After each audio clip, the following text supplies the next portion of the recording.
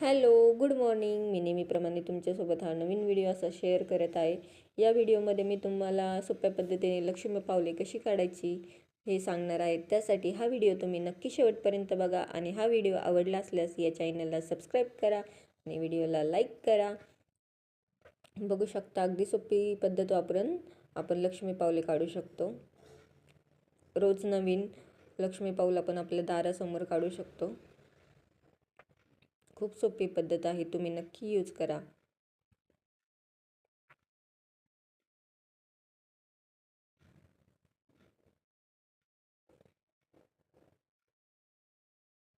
तुम्हाला जर पांढऱ्या रांगोळीने काढायचं नसेल तर तुम्ही त्या कलरच्या रांगोळीने सुद्धा लक्ष्मी पाऊल काढू शकता.